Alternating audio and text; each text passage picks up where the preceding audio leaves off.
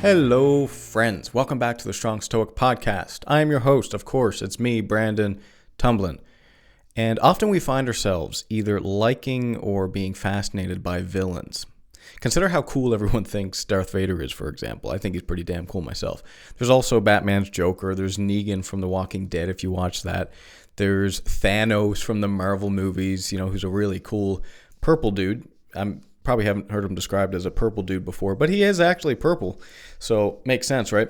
These are just some examples, but there's a common element here. We are attracted to these characters, these dark villains, even though they are villains, and even though they are dark, and even though they're oftentimes very evil, we seem to find them cool, and we're attracted to them. But why is that the case, and should we be? If you want to support me, consider checking out my Patreon at brandontumblin.com. There you can become a paid subscriber, $5 just to support me. I really appreciate it. It's not expected, but it's deeply appreciated. Also, there you can find my coaching and mentoring services where I do philosophical mentoring, or you do, or we do if you come and join me there. Also, consider checking out my Telegram group chat where you can join the community of Strong Stoics who discuss the podcast episodes on a Tuesday and Thursday basis. Also, check out my articles on Medium and the Stoic Gym. Finally, if you would like the podcast episodes emailed to you, consider checking out my Substack newsletter, where I email the podcast episodes right to you, along with some other things as well. So consider joining my Substack. One of the reasons why we are drawn to these dark figures, Darth Vader, the Joker, Thanos, is because they hold a lot of power. Power is something that many people crave. In fact, you could argue that even Stoicism seeks power. And I know, we're going to get some pushback on this, right? But think about it. What do Stoics aim to do? Stoics aim to have power over your thoughts and your perspectives. That's power. Power over what is within your control. Aimed towards virtue, of course, but power nonetheless. Now, there are many different forms of power, though, of course. It really depends on what you prioritize, right? What your values are. Obviously, the Stoic values the cardinal virtues, so that's where the power is directed towards. Recall that Stoics aim to live a lifestyle which allows them to flourish like a flower, right? That seems pretty great. I mean, who wouldn't want to flourish? Sounds like a pretty good deal to me. Who wouldn't want to live in harmony with the cosmos? You could also say it like that. I mean, that also sounds pretty damn good. I'd love to live in harmony with the cosmos. But even if everyone agreed that we all want to flourish, we all want to find deep, meaningful happiness, that doesn't mean we agree on how we actually achieve that. There are, after all, many traditions which promote different ways of achieving that eudaimonia, that flourishing lifestyle. And how close they hit the mark varies by person and also by philosophy. Philosophies, some get this right, some get this not right, and some consider different groups of people. Some want the community to flourish and to hell with the world. Other philosophies want the whole world to flourish, and that's certainly what Stoicism aims to do. And some people think that the only way to find that flourishing lifestyle, to flourish, is to have untrammeled power. Certainly that was Joseph Stalin's perspective, right, from the Soviet Union. Think about that for a second. Why wouldn't you have power over everyone in the world? And why wouldn't that be a good thing? Really think about that. If you could snap your fingers and someone goes away, something goes away, half the universe goes away if you're Thanos, why wouldn't you want that? Why is that not a good thing? I mean, if you could achieve that, as Thanos did, for example, why wouldn't you? Or imagine if everyone just agreed with what you said all the time. You had a lot of nodders in your office. Every time you had a meeting, everyone just agreed with you, thought your ideas were perfect, never pushed back, never challenged you on anything. Wouldn't that be the dream? You'd have no more ego deaths. You could do what you want. You could get rid of who you wanted. Wouldn't that be the dream? There's this idea in Stoicism that if someone is evil, then they are simply ignorant. That is, people do wrong because they don't know any better. It's not that they are malicious, it's not that they are malevolent, but that they weren't taught how to live properly. They weren't taught how to flourish. Life is confusing and very complicated after all. How can anyone know the secret to living the best life?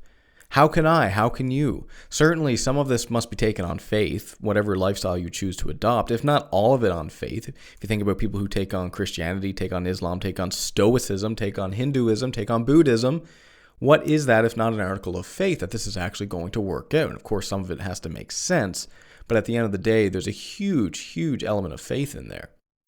What if you live the Stoic lifestyle for 10 years, a full decade, 10% if you're lucky of your life, only to discover that you had it wrong, that it wasn't the best way to flourish, that it didn't work? Now, it's not unrealistic to consider that maybe you are wrong about a few things, and that it might take you years or decades to figure that out. And that's a terrifying thought. However, I must note that many Stoics recognize that evil existed in the world. I know I mentioned that ignorance is really what evil is in Stoicism, but Epictetus mentions it in discourses. He does talk about how, yes, there is actually evil in the world. There are evil people. Aristotle defined a virtuous person as one who not only acts virtuously, according to the cardinal virtues, of course, but also one who feels good while doing it. So the good person is not one who just acts good, but also acts good and feels good while doing it. We can mirror that perspective to define what a vicious or evil person would be like as well. It is one who acts viciously, who acts evilly, who acts in the opposite direction of the cardinal virtues, and who feels good while doing it. That constitutes hell, as far as I'm concerned. Still, at the end of the day, we must reasonably assume that most people want to flourish. Most people want to live a happy life because, well, unnecessary suffering is bad. This is rooted deep into our biology. Pain is a very fundamental reality and points to danger, which points to the potential for you to be killed. And all else being equal, we generally want to live. Therefore, it makes sense why evil people simply got it wrong. They weren't taught right. They don't know any better. And that's why they are evil. But how does one become evil? How does one become a Darth Vader? How does one become a Thanos? There's few stories, in my very humble Stoic opinion, that portray the road from innocent to evil as well as Star Wars. So allow me to tell you a little story here. Sit back, relax, lie down on the floor. Uncle Brandon, Uncle Strong Stoic is going to tell you a little story here. Chronologically, the story of Star Wars, it starts with a young boy who happens to be a slave. He is innocent, but he's more than innocent because he's a slave. He's oppressed severely. He's severely underprivileged. He was born into slavery and did absolutely nothing to deserve it. That's a tragedy of life. Some people are just born into shitty circumstances. He is freed eventually at around 9 or 10 years old, and he goes to train in the Jedi arts, which is quite like Stoicism. The Jedi philosophy is very much like Stoicism. It was misunderstood, as Stoicism is misunderstood quite a bit, but fundamentally that is what it is. It's very similar to it. But he's ripped from his mother, so obviously, he has to go off and train with the Jedi, so his mother has to stay behind and she remains a slave. So he has to leave his mother, and he was attached to her. He had this really strong emotional connection to her. He happened to be a very gifted warrior, though. He excelled in his training, but he missed his mother dearly, as one could imagine. In his early teens, he went back to see his mother, and he found that she had been abducted by terrorists, sand people, but essentially they were terrorists. They just want to destroy everything. They wanted to destroy the farm. They wanted to kill people, kidnap people, torture. He fought his way to her. He found her, but she died very shortly later and tragically in his arms. He was so filled with rage that he killed the entire village of terrorists, slaughtered them. And you may think they're terrorists. Isn't that a good thing? But he killed even the innocents. He killed the women. He killed the children.